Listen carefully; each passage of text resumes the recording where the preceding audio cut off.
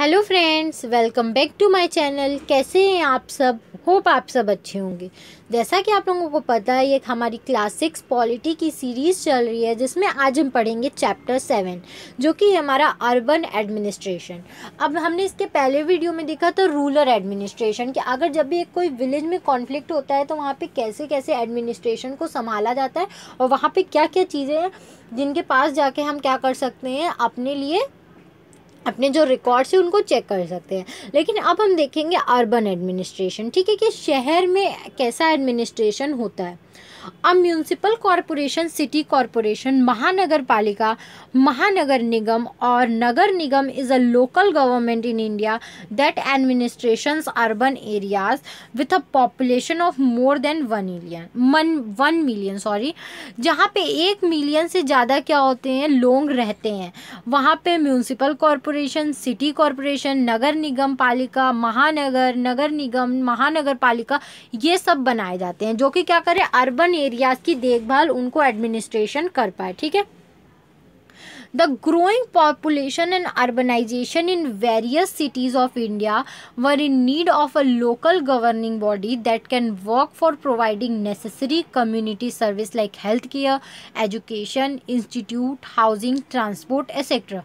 by collecting property tax and fixed grant from the state government. ठीक है। जो growing population है, मतलब दिन पे दिन अर्बनाइजेशन बढ़ता ही जा रहा है और हमारी पॉपुलेशन भी बढ़ती जा रही है, तो उनके नीड्स भी बढ़ते जा रहे हैं। उनके लिए हेल्थ केयर, उनके लिए एजुकेशन, सैनिटेशन, इंस्टीट्यूशन, हाउसिंग, ये सब करना भी एक बहुत डिफ़िकल्ट टास्क हो गया है। लेकिन जो हमारी म्यूनसिपल होती है, नगर निगम होते हैं, वो क्या करते हैं, इन सारे फैसिलिटीज़ को देखते हैं, संभालते हैं। कैसे संभालते हैं? जो उनको प्रॉपर्टी टैक्स मिलता है उससे वो लोग ये सारी चीज़ें अवेलेबल कराते हैं, और ये प्रॉपर्टी टैक्स स्टेट गवर्नमेंट की तरफ से फिक्स किया होता है, फिक्स इंटरेस्ट होता है, वही इनको मिलता है। The 74th Amendment made the provisions relating to urban local government.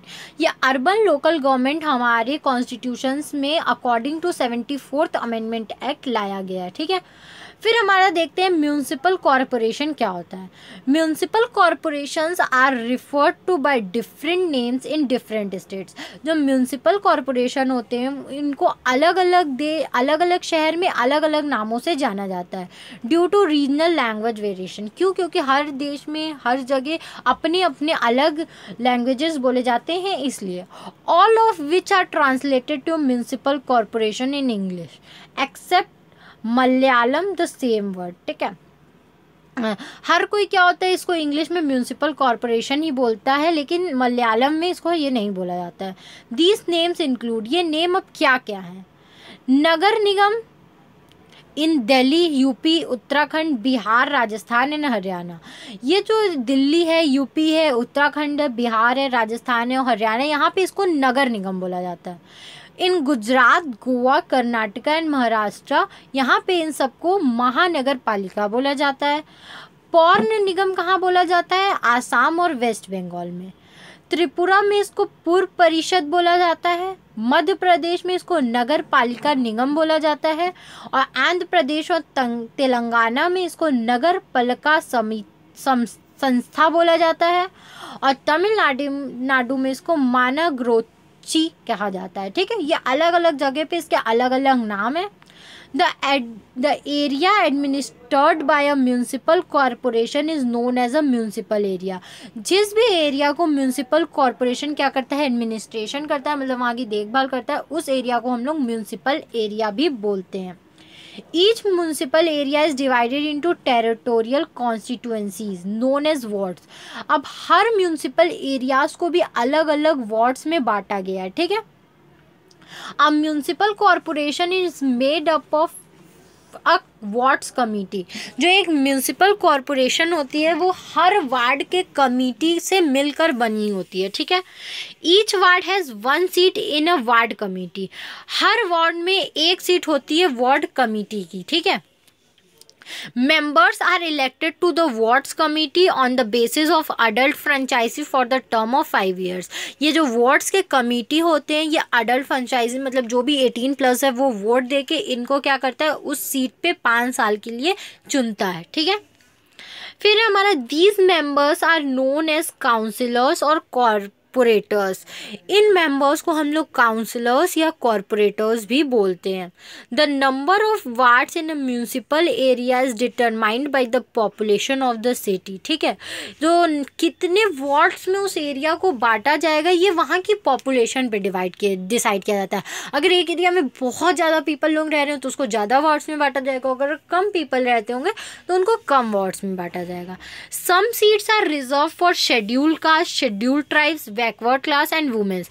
लेकिन यहाँ भी जो सीट्स होती हैं वो रिजर्व्ड होती हैं शेड्यूल्ड कास्ट, शेड्यूल्ड ट्राइब्स और बैकवर्ड क्लासेस और वुमेन्स के लिए। यहाँ का एडमिनिस्ट्रेशन कैसा होता है? The mayor is the head of the municipal corporation. जो म्यूनिसिपल कॉरपोरेशन का हेड होता है वो कौन होता है? मेयर होता है। ठीक है, but the role is largely ceremonial as executive power is vested in the municipal commissioner. ठीक है, लेकिन ये जो वो रोल होता है इसका ये बहुत ही सेरेमोनियल होता है, मतलब कभी कभी होता है। ठीक है, इसका रोल अगर जो मेन एग्जीक्यूटिव पावर होती है, जो काम करने की इसमें शक्ति होती है, जो पावर होती है, वो मेन म्यूनिसिपल कमिश्नर जो होता है उसी के पास होती है। ठीक है, the officer of the mayor combines a functional role of chairing the corporation meeting as well as ceremonial roles associated with being the first citizen of the city. ठीक है, जो ऑफिस मेयर कंबाइंस क्या करता है वो functional roles play करता है। ठीक है, कॉरपोरेशन मीटिंग्स होती है, लेकिन यहाँ के जो मेयर होते हैं उसको first citizen of the city बोला जाता है। ठीक है, the tenure of the mayor and deputy mayor is 2.5 years। जो टेन्योर होता है मेयर और डिप्टी मेयर का वो 2.5 साल का होता है। Executive officers monitors the implementation of all the programs related to planning and development of the corporation with the coordination of mayor and councillors। जो एग्जीक्यूटिव होता है उसका ही मेन काम होता है कि वो जितनी भी प्लानिंग और डेवलपमेंट के फंक्शंस हैं उनको क्या कर सके, इम्प्लीमेंट करा सके। किसके साथ मिलकर करता है? जो मेयर और काउंसलर्स होते हैं उनके साथ मिलकर करता है। ठीक है, वेट अ मिनट। इसके फंक्शंस क्या क्या होते हैं? The 12th schedules of the constitution list the subject that municipal corporation are responsible for. जो हमारे कॉन्स्टिट्यूशन में 12th शेड्यूल दिया गया है उसके लिस्ट में जितनी भी चीज़ें होती हैं उन सब के लिए कौन रिस्पॉन्सिबल होता है? हमारी म्यूनिसिपल कॉरपोरेशन उन सब पे देखभाल और उसके लिए रिस्पॉन्सिबल होती है। ठीक है,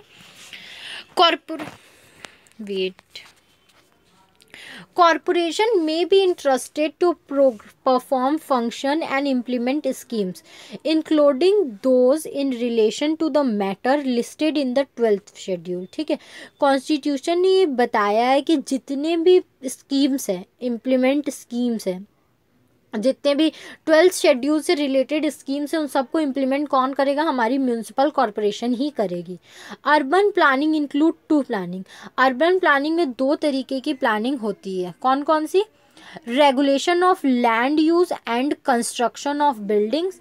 जो भी लैंड यूज़ कैसे रेगुलेट करना है, क्या टैक्स लेना है वो, और जो बिल्डिंग्स के कंस्ट्रक्शंस होते हैं वो। ठीक है, planning for economic and social development road and villages. जो इकोनॉमिक जो हमारी कैसे बढ़ेगी उसके लिए प्लानिंग करना, एम्प्लॉयमेंट दिलाना, जो सोशल डेवलपमेंट्स हैं, रोड्स, ब्रिजेस, ये सब बनवाना। Water supply for domestic, industrial and commercial purpose. जो डोमेस्टिक लोग घर घर तक पानी जाए और जो कमर्शियल कुछ पर्पजेज होते हैं, जो रोड, बिल्डिंग ये सब बने, वहाँ तक पानी कैसे पहुँचे, उन सब के लिए क्या करना? वाटर सप्लाई अच्छा मेंटेन कराना। Public health, sanitation, conservancy and solid waste management. ठीक है, जो पब्लिक हेल्थ, सैनिटेशन है, जो वेस्ट है, उन सबको कैसे मैनेज करना। फायर सर्विसेज प्रोवाइड कराना। Urban forestry, protection of the environment and promotion of ecological aspects. जो फॉरेस्ट्री हो रही है, डिफॉरेस्टेशन लगातार हो रहा है, उसको रोकना और अपने एनवायरनमेंट को बचाना और एक इकोलॉजिकल एस्पेक्ट लोगों के सामने रखना, उसको प्रमोट करना। Safeguarding the interest of weaker section of society including the handicapped and mentally retraced. जो भी मतलब लोग हैं, वीकर सेक्शन के लोग हैं या जो मेंटली टॉर्चर्ड हैं, उन सबको क्या करना? प्रोटेक्ट करना, उन सबको सेव करना। Slum improvement and upgradation. जो पुअर लोग हैं, स्लम्स में रहते हैं, नहीं झोपड़पट्टी वाले लोग हैं, उनके हेल्थ को ध्यान रखना और उनके लिए कुछ करना। अर्बन पॉवर्टी एलिवेशन, जो लगातार अर्बन पॉवर्टी हो जा रही, गरीबी आए जा रही है, उसको एलिवेट करना, सोसाइटी से हटाना। Provision of urban amenities and facilities such as park, garden, playgrounds, जो भी एक अर्बन में चीज़ें ज़रूरी होती है, जैसे पार्क्स बनाना, गार्डन बनाना, प्लेग्राउंड्स बनाना बच्चों के लिए, तो ये सब वो बनवाएं।